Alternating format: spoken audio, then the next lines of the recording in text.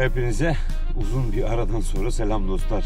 Şimdi Destur'la birlikte şöyle bir solo bir kamp yapalım dedik. Bir geceliğine kamp yapmaya gidiyorum. Fazla uzaklaşmadım. Şimdi Muğla Köyceğiz'deyim. Şimdi bu Muğla Köyceğiz'le ilgili birkaç kelam edeceğim. Birkaç sohbet edeceğiz. Onları yarın sabah kalktıktan sonra kahvaltıda anlatacağım. Şimdi bu kampta ormana doğru gidelim. Bakalım neler yapıyoruz yatana kadar. Birkaç paylaşımlar yapalım. Sohbetimizi yaparız. Hadi siz izlemeye devam edin. İyi seyirler.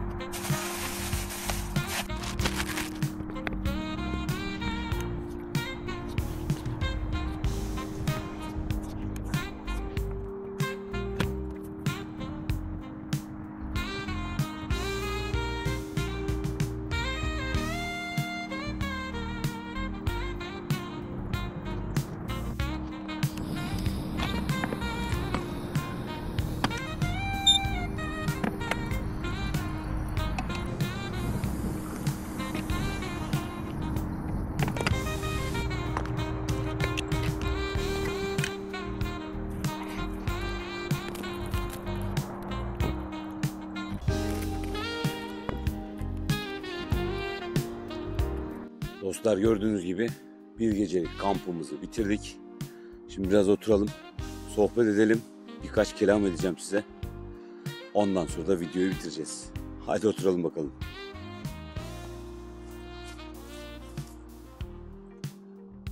Dostlar, gördüğünüz gibi bir gecelik kampımızdan sonra sizinle biraz sohbet edelim. Şimdi ben neredeyim? Ne yapıyorum? Biliyorsunuz dostlar, 2-3 senedir Kütahya'da yerleşik bir düzende çalışıyordum.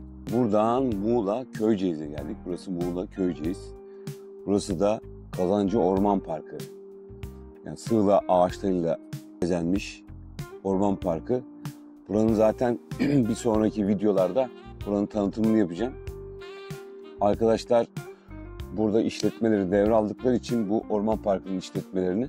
Şimdi bununla ilgili çalışmalar yapıyoruz. Hem de burada ikamet ediyorum ben. Ama Köyceğiz'de kendime yer arıyorum. O zamana kadar hem ellerimiz paslanmasın hem inşaat işleriyle uğraşıyoruz. Çünkü benim eski mesleğim inşaat dekorasyon üzereydi Ankara'da. Pandemiden sonra bu mesleği bırakıp kamp karavan işine dönmüştük. Şimdi tekrardan bu sevdiğim mesleği yapacağım. Köy evleri, ekolojik yapılarla ilgilenmeye başladım. Burada işletmeyle ilgili videoları daha sonra atacağım. Çünkü güzel işler yapıyoruz. Tam bittikten sonra buranın tanıtımıyla ilgili işler yapacağız. Burada konaklama kısmı da olacak.